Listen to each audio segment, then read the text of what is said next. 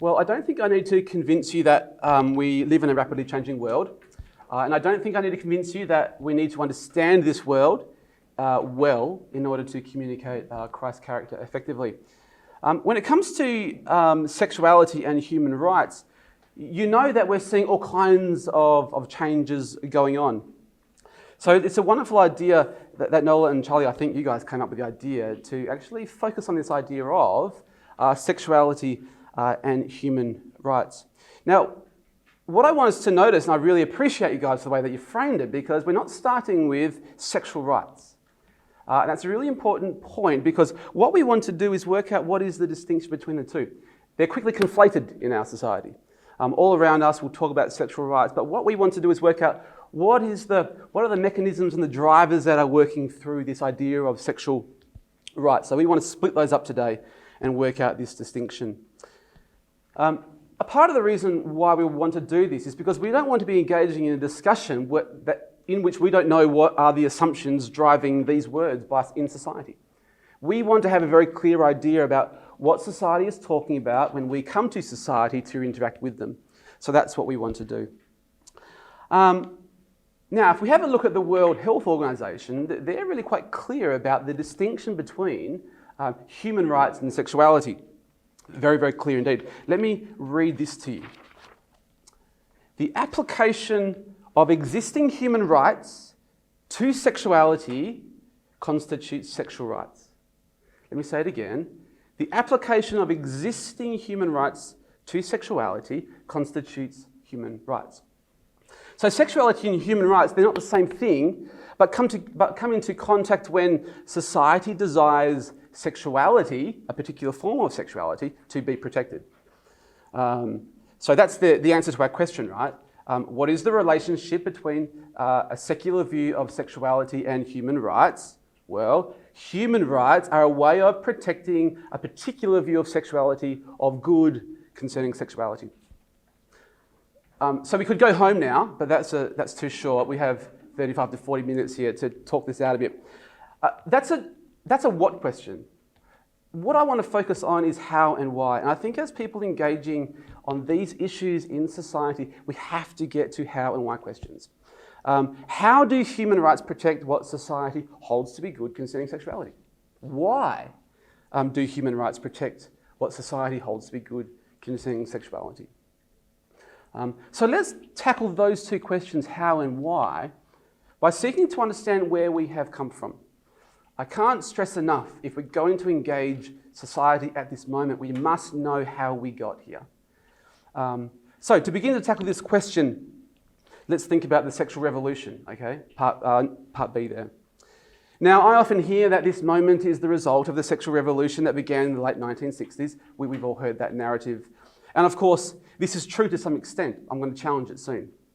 It was a moment in time, when traditional values were thrown out the window, sex outside of marriage became good and normal. We came to understand that an idea of woman that was tightly linked to a sink and a vacuum cleaner and raising children was not adequate and highly unfulfilling.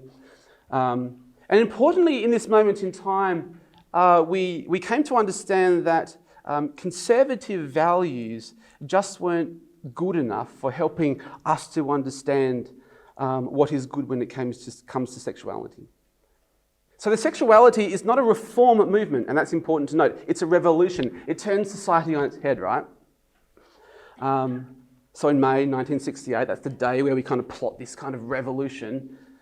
Society, exploded from its cultural shackles, these chains that had been repressing it and holding it down for so long. This is where we have come from. But what about gender? When we think about gender in this moment, and the social attitudes that have been kind of changing in the last 5 to 10 years, should we think of this as a gender revolution? It certainly feels like an explosion from these traditional views, right? We've been freed and liberated from all of this, these traditional ideas, but I don't think it is a revolution. I'm inclined to call this period in time a reform. A gender reform. And the difference is this. A revolution, generally speaking, is what happens outside of the existing structures. It turns all those on its head. Whereas reform happens within the existing structures. So what we're experiencing now is not an overturning of society and its structures, but this slow and steady growing within our social structures over the past 30 years. Fruit that was now starting to bloom from this tree that has been slowly growing for some time. This moment is the result of the sexual revolution, but here's my challenge. But only because the sexual revolution failed. We have to understand that. This moment is the product of the sexual revolution, but only because the sexual revolution failed. This moment in time is the result of the sexual revolution because the sexual revolution couldn't grant everyone their sexual desires to be understood as normal and good. We must understand this part of our recent history. Gender reform is happening because the sexual revolution failed. That's my basic kind of premise. In other words, because the sexual revolution was unable to secure sexual freedom for all people, including those who were lesbian and gay, another movement had to begin that could take the sexual revolution to its logical conclusion. So do you understand that move that we need to understand this moment? So from the early to the mid 1980s, a number of intellectuals, mainly women who were lesbians, were coming to the realization that the problem was not a cultural script, a cultural idea that needed to be kind of overthrown. The issue to be tackled was, in fact, a set of beliefs, foundations. A set of beliefs that stated that good sexuality was grounded in this thing called nature. That's the problem. Good and normal sexuality was this: attraction to and sex with a person of the other sex. Okay? So from this perspective, these gay and lesbian intellectuals, that the problem stopping society from embracing them was actually this law of nature that kind of founded this foundation of society. The picture of two bodies is this kind of idea. Two bodies defined the human in human rights.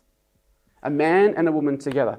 Though we had thrown off the shackles of fidelity and marriage and stuff, man and woman composed the idea of the human in the human rights.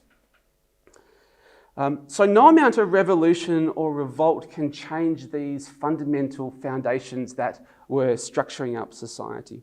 So in response, these intellectuals, they sought to find another way, another political avenue to change society so that these people who were not accepted could be brought in and included as normal and as good. This kind of move is what I call a politics of desire. That's a fairly known idea in philosophical terms, in the philosophical world. But it's a politics of desire. And the goal of the politics of desire was to reform the human in the human rights. Reforming the human that was the foundation of human rights. Reforming the human that founded our idea of who is allowed into the idea of normal in society. So let's move on to the next section, the old frame. So as I just mentioned, this moment of sexuality and gender change began as a revolution. Get this, it began as a revolution, but has become more a product of reform. So in order to understand the relationship between a secular idea of sexuality and human rights, we need to understand this idea of reform. How is this reform happening? An important aspect of understanding how this reform is happening is that it happened within the existing structures of society. It didn't move outside. It operated within. So these, I'll call them sexuality reformers. These sexuality reformers worked within this old frame to secure new results. Okay? So our task is to understand the basic structure of the old frame that they used to bring about social reform that we're experiencing now, the fruit that we're experiencing now. And so to do this, I'm going to reflect upon the Universal Declaration of Human Rights. So let's turn to that now. The desire for life. The motor that drives, the thing that drives the Universal Declaration of Human Rights in this old frame is a desire for life, a particular kind of life. So in this declaration, life is understood as freedom for all. In the preamble, we read that this life is described as having freedom of speech and belief, freedom from fear, and freedom from want. The founders of the document, they tell us that these freedoms are the common people's highest aspiration. That's the kind of founding moment there. So do you see how this old frame works here? An idea of the good is articulated as that to which we all in society aspire. Here it is over here. And then we're all invited to come around it together to do what is needed to make this idea of good, this idea of life, for everyone. We need to secure this idea of life for everyone. Now, these kinds of declarations, they don't just spring out of nowhere, do they? This one came on the heels of 2 horrible world wars, of course the Holocaust as well. And so this period of time, it shocked humanity, especially the Western world, to see that however much progress we had made, we still had this horrible, horrible streak in us, where we would kill each other and do all kinds of awful things to each other. And so human rights were seen as this kind of saviour, in a sense, to inhibit violence, to slow it down, to stop it, so that we could all enjoy this life, right? So the appeal to rights comes from a desire for life. So when we look at the Universal Declaration of Human Rights, what is the ground of these human rights? What's the foundation of them? And where does the authority come from? And this is the important question that we'll get to at the end, from which we can keep these rights safe and secure in society. So this takes us to this idea of means, part B. How, I suppose. So what's the foundation of this desire for life and human rights? Well, again, in the preamble, we read that there are 2 foundations: inherent dignity and inalienable rights. They're the 2 big foundations there. The words inherent and inalienable, they both try and capture this stuckness, this permanence of dignity and rights to every human. So in other words, just because I am human, for no other reason than that, I get to experience these things. The point I'm trying to draw out here is that human rights are developed and protected in these early stages on the basis of a human that had, here's the word, assumed dignity and value. We just think that was the case. We assume that this is the case, okay? The next way that a desire for life is promoted, number 2 there, and protected, is through the governing mechanism of democracy, right? We're trying to understand the old frame here, the architecture, okay? So while the word democracy is not used in the Universal Declaration of Human Rights, democracy is the explicitly chosen governance structure that is going to oversee the administration and regulation of this idea of life that is good. Article 21 is interesting because not only does it state the role of democracy in a nation, but also how it operates. We're after how and whys, okay? We're trying to burrow down, not just what. Listen to what it says. This is the first line of point 3 in Article 21. The will of the people shall be the basis of authority. The will of the people shall be the basis of authority of the government. We'll come back to that soon when we go to the new frame. That's a door into a whole lot of pain. But here is the value of democracy in that society works together to find people who are willing to uphold what we have said is our highest aspiration, what is life. This is what democracy does for us. So then we move on to the next point. Point 3 is the law. Before that, let me just summarise the old frame. Life is secured by appealing to inherent dignity and inalienable rights, by appealing to this democratic process to make sure that it is realised for all, okay?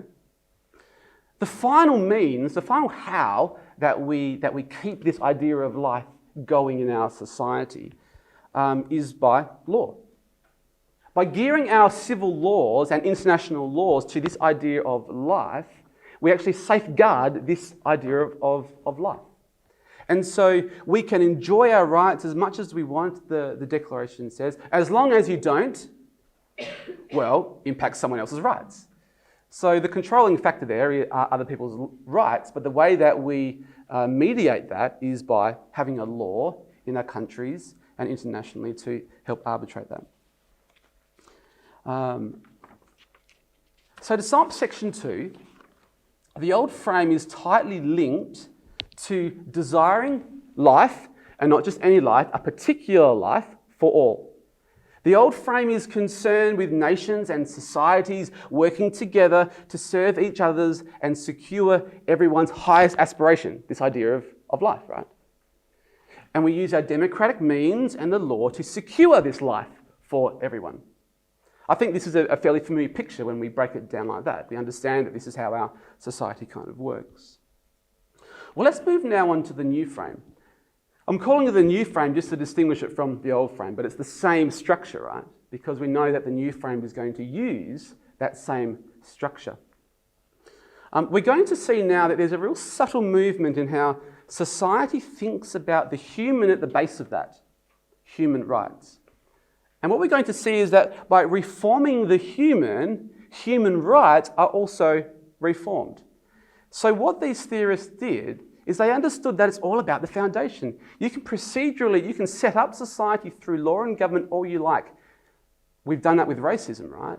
But have we changed society? Yeah, kind of, but we haven't rooted it out, have we? Get to the foundation, change people's beliefs. That's how we're going to change society. That's the general move that's going to be made here.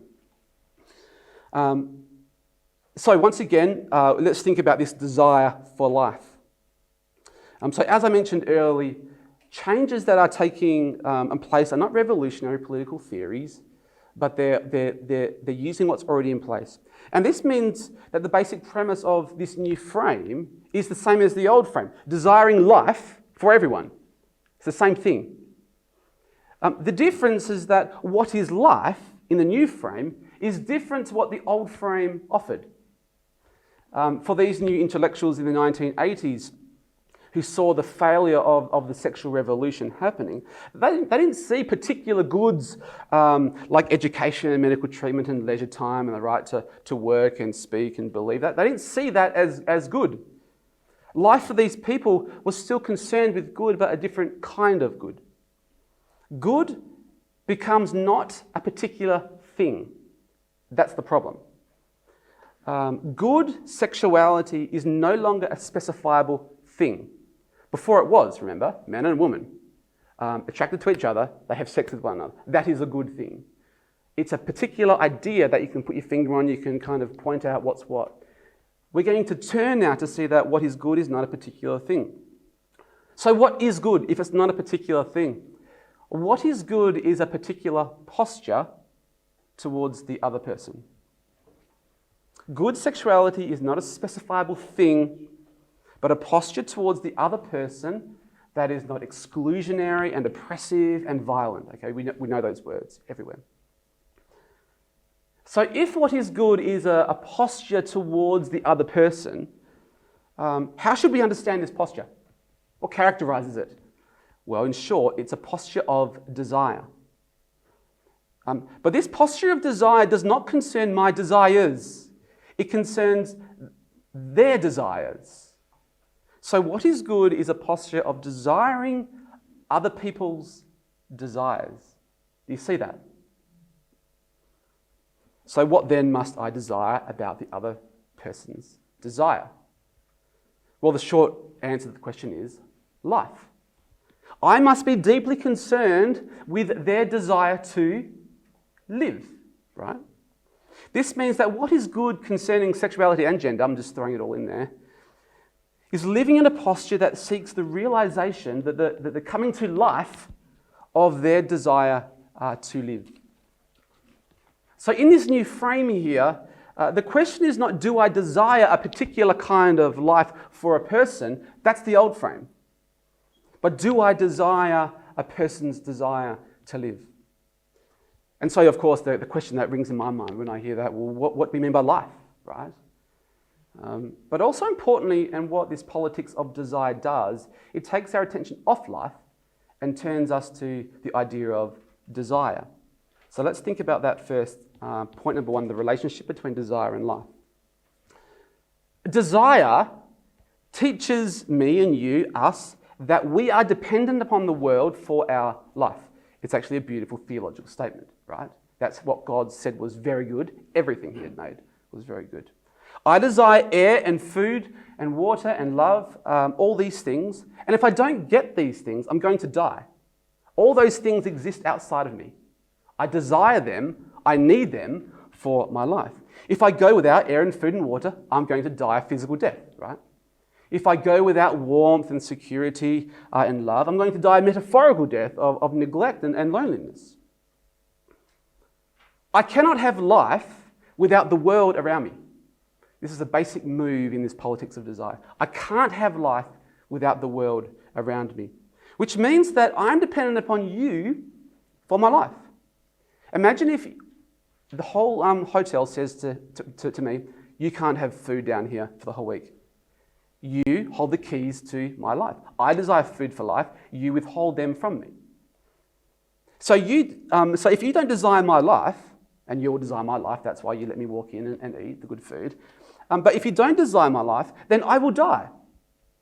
A literal death, and we see that in the world. We don't desire some lives, and so they die, literally. But we also see that if we don't desire people's health and well-being and need for care and love, they will die a metaphorical death. So my life is in your hands, which means that I am in a very, very, very vulnerable position. But notice that I'm not just dependent upon Charlie for my life, for example. I'm dependent upon all of you for my life. And you are dependent upon all of us for our life. Can you see what's happening here? What is good is not a particular thing, but a realization that we all hold the keys to everybody's life. And when we understand this, we're supposed to be moved to be generous towards the other person's desire to live, their desire for life. Let's move on to part two, reframing the discussion. What I'm observing here is a fundamental reform in how we think of the terms life and good. I hope you've seen that. The discussion is reframed, this discussion of gender and sexuality is reframed by this reform of the human. I hope we can see that the real issue that the new frame is seeking to address is power. In the new frame, the change in thinking about what is good is about stripping those with the power to determine what is good for you to enjoy as life.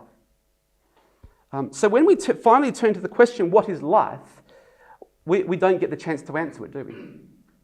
If we want to answer the question, what is life, we see that the question highlights my desire to impose a particular idea on you, which may not be your desire for life.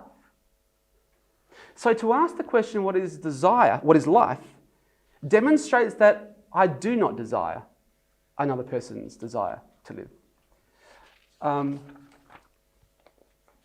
But what it shows, in fact, is that I seek to impose on this person a particular idea of life that they need to enjoy for life. This means that the question that confronts each member in society is not what is good, but will you desire another person's desire for life? Will you desire this person's desires? Will you desire their sexual desires for life?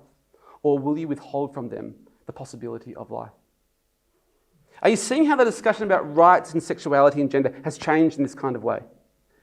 Debates about marriage rights for gay and lesbians are reframed around this reform of the human, around this idea of what is good, what is life. This means that the question being debated is not what is a good life, what is good, but whether I will desire the other person's desire to marry someone of the same sex. Will you desire their desire? It's a civic responsibility. Or will I withhold life from them? And so we bumped into the present secular ideas of responsibility and loving one's neighbour. It's very, very Christian at one level. I'm responsible and loving when I tend to a person's desire to live. Who's going to disagree with that statement? When I vote yes to a same-sex marriage vote, for example, I am demonstrating responsibility and love to the other person who desires this for life. So the heart of the modern politics of desire is whether you and I will perform our civic duty and embrace life. That's why it's a very short discussion. It's life and death. Can you see what is being constructed here in this new frame? It mimics what Jesus desires of Christians. It mimics. It's not the reality. It's not true, but it mimics it. Love your neighbour by tending to those in need. Don't make up an idea of good in life according to your own desires, right? Romans 1 is explicit, isn't it, when it comes to desire. The curse that has fallen on humanity is that it suffers at the hands of its own desires. About 5 times, Paul says, they've been handed over to their desires.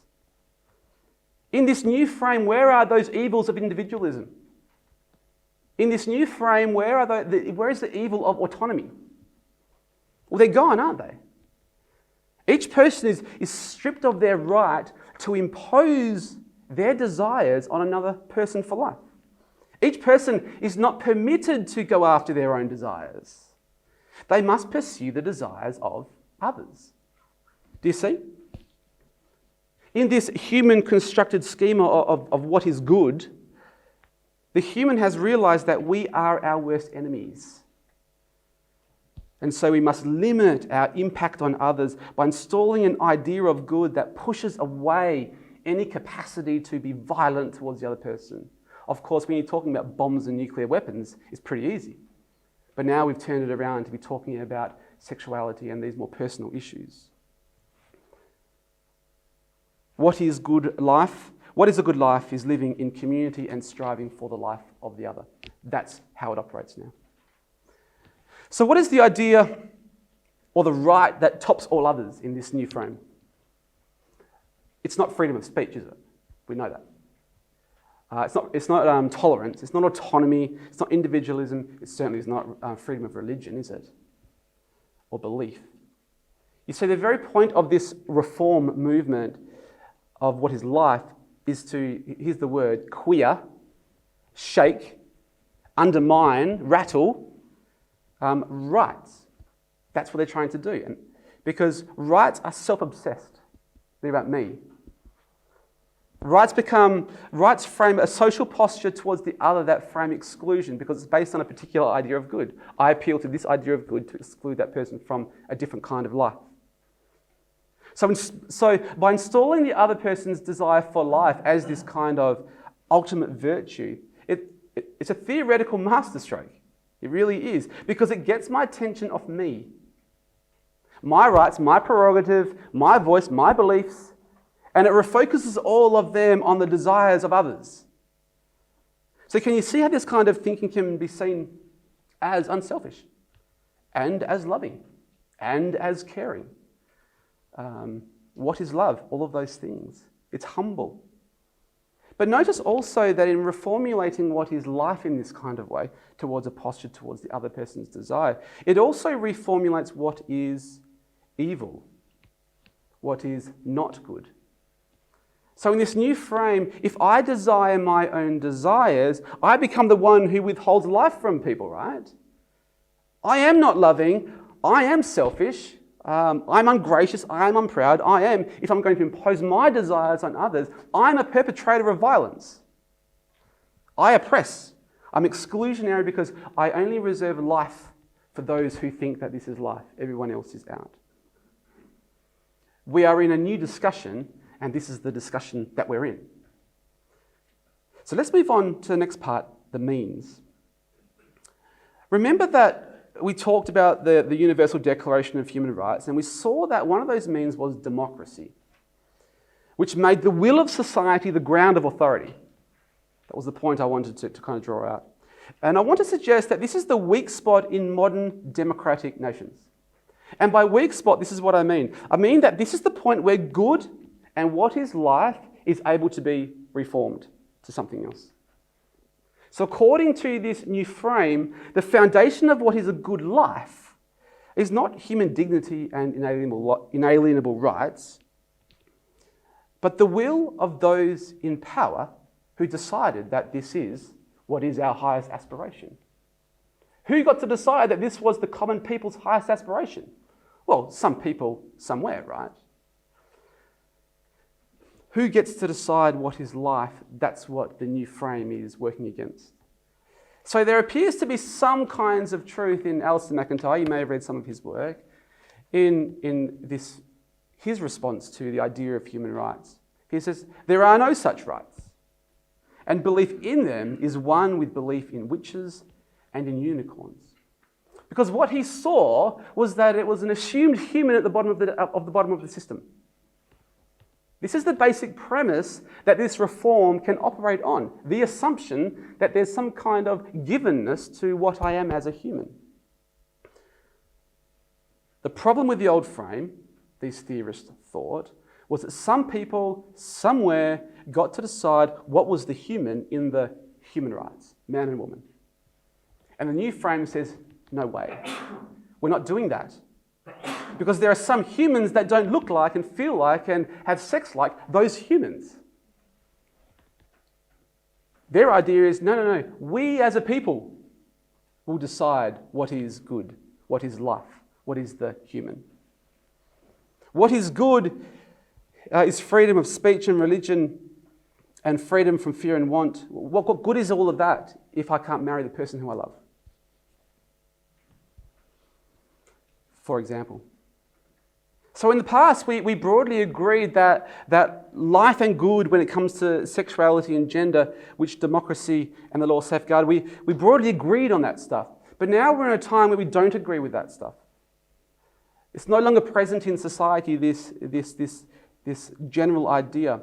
And so democracy changes, has a different responsibility now, a different shape. Not only does it maintain and regulate what we agree upon, but now it becomes the mechanism by which we come to understand what is good sexuality, what is good a life. So for a secular society who has thrown out God, there's no God in the foundation. What is life and good is not an absolute truth, clearly. And so whatever is true is whatever we agree upon together. What is good and life for society now is always subject to a discussion. It's always subject to a contest. It is political, right? What is moral is now adjudicated by the will of the people. Which means that, and here's the line, morality has been democratized. So whatever society thinks is moral is moral. So in my own country, Australia, we had a same-sex marriage referendum a couple of years back. And we saw that on one day before the vote, same-sex marriage and that kind of life was not good. It was illegal. It was not life. We voted. Australia came to the understanding as a people that it was good. And so the next day, what was not good becomes good. And so the government and the law now must react to now regulate and maintain and put this into practice in society. It must respect the will of the people who have decided that this is good. Do you see how it works?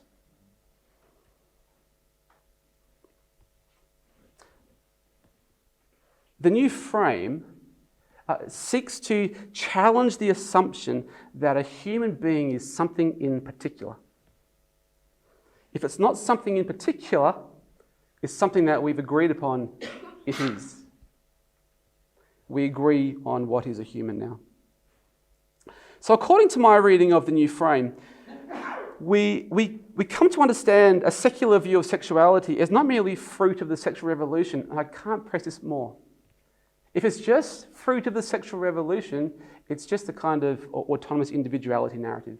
I'm saying it's more than that. It's more complex than that. That's why it's been a complex talk. We have to get to the complexity of what's going on. It's a reform movement. What we're seeing is fruit of the reform. A secular view of sexuality is not something in particular. We have to get our minds to that. But a posture towards the other and the idea that society determines what is sexually good and worth protecting with our human rights, existing human rights. So as we saw at the beginning, human rights are a way of protecting what society understands is sexuality, right? The trouble is not with human rights or with sexuality, in my mind, but with the democratization of sexuality. So human rights are therefore this mechanism that protects society's desire for its own ideas of what is good when it comes to sexuality and gender. So let's conclude this section here by thinking about the World Health Organization's claim between the connection between human rights and sexuality. Remember, our question is, what is the relationship between a secular view of sexuality and human rights? This is how we might rephrase the World Health Organization statement. The application of existing human rights to, not sexuality, but democratized ideas of sexuality constitutes sexual rights.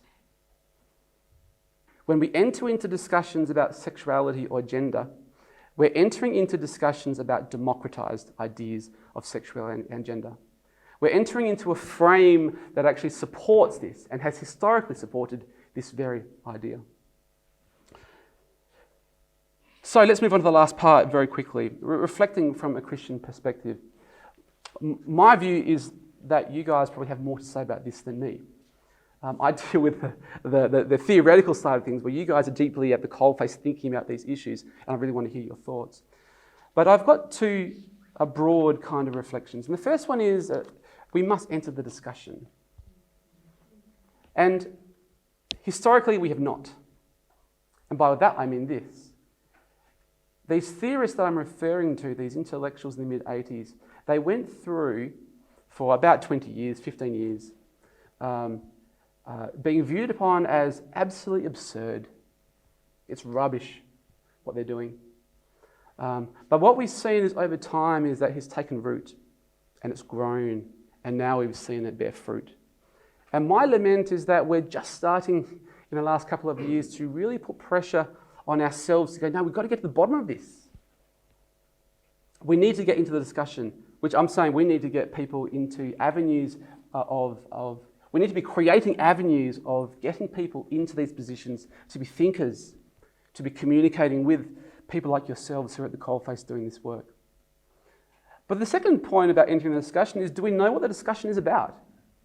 I think if it's about the sexual revolution, we've missed the point of the discussion. If we're talking about what is life, we're missing what they're talking about. We want to talk about what is life, don't we? But that's the challenge now. If we're going to enter the discussion, we must know what is going on. We can't come into a dinner table and just start talking about something different. Everyone just kind of looks at you and says, what are you doing? We're talking about something different. So do we know the discussion? As people on the front line, we must know the discussion taking place. We must know our history, where people are coming from.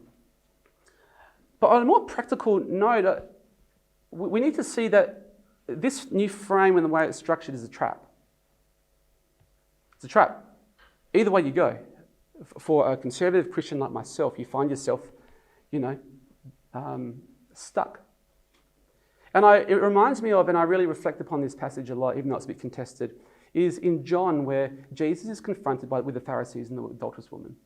And John said it's a trap. You can choose faithfulness to the law, truth, or you can choose mercy. What are you going to choose? Whichever way he chooses, he's going to be horribly violent, she's going to be stoned to death, or he's going to forsake the law and be unfaithful to God. It's a trap, right? So we have to understand that the way this has been reframed, it's a trap. And I like what Jesus does because he doesn't forsake the law and he doesn't forsake mercy. He doesn't forsake the truth. But nor does he speak. He responds in the first instance with shutting his mouth. Because the Pharisees say, so what do you say, Jesus? That's the cue. Step into the trap, Jesus, and condemn yourself as well with this woman. We need to work out, I think, when we need to be quiet, how we can encourage our churches, our people on social media to be quiet, where we can be reflective, where we can be prayerful, where we can come to these issues with more clarity than adding more white noise. And the last thing I'd like to say about entering the discussion is we have to be creative to be forming new spaces where we can have these discussions on our terms. Hey, Australia, should we legalise same-sex marriage? Yes or no? Is that all the Christian gets to say? 1 or 2 words. Is that all we get to say? We didn't hear about Jesus in the discussion because all we said was yes or no. Which takes me to, well, in terms of being creative, here's a few more ideas that have worked for me more recently. Is confession, beginning with confession. Because the charge is violence. You've been violent. You've been oppressive. And there is a modicum of truth to that. Where in history have Christian ideas been the foundation that has driven horrible forms of violence? The kind of medical institutionalisation, the medicalisation of trying to repair people from disordered desire. A lot of that, historically, even though it's latent in a kind of Taylor kind of way, it's a historical Christian heritage that's driving that, man and woman. But if we're going to desire another person's life, which is the second part, I think that we need to find ways to be creative to demonstrate that we do. And I think confession is a wonderful starting place. So, for example, the main way society has received the church's response to the AIDS epidemic in the 80s is as an organisation that clapped and cheered. Yes, they're dying, they got what they deserved. We weren't nursing them and bathing them and caring for them, despite the fact that we totally disagree with that lifestyle as God's intent for their good. But they heard us cheering and shouting. We are a body of Christ. We can't blame them or that person or this person or that person, that denomination, that country. As a body of Christ, could confession be a place where we can begin a different discussion, where we actually take the charge and go, yeah, in some ways we have been absolutely horrible, unchristian in the way that we've treated people. In my experience, that's given me an opportunity to come around and then speak in a constructive sense. When we have seminars, they're often Christian worldview on sexuality and gender. Why not? What is a human? Created or made? What other angles can we get at to begin to explore some of these ideas of sexuality and rights without just kind of going straight to the topic from a Christian point of view? Just some questions for you. And then finally, desiring another person's life, we must have a tone and vocabulary that actually models that this is actually our heart's desire. And they must see that that's our heart's desire, not from my words, but from my posture and my tone and my word choice. I have many gay friends, and they totally disagree with my work, but they really appreciate it, and they've told me face to face. They've been thankful for the way that I've engaged it. I'm like, oh, is that all I needed to do? Well, let's just kind of be a bit nice about this. We need to make sure that our tone and our words are reflecting this. Of course, we need to have friends who are gay, trans, struggling with gender dysphoria. People who are most careful with their words and most loving towards these people are people who have friends and family members who are struggling with these things. So it's a real advantage to know people in that world. And finally, this is my theological note. I think we're stuck in Genesis. We're not, are we? We're not in Genesis. The way that we communicate, I think, needs to be brought into God's redemptive plan. That is, creation happened. Jesus reinforces it in Matthew 19. It still is paradigmatic, but it fell. None of us can get back into Eden. And so we're driven to the cross, right? That's where there is life. And of course, after that, Paul is wonderful in Romans 8 saying, no, our bodies are going to groan. This is an expected reality. We're waiting for the final redemption of our bodies. Somehow we need to get creative in trying to bring this into our discussions, maybe not explicitly, but certainly underpinning it, so that this is the latent force of our arguments and our discussions.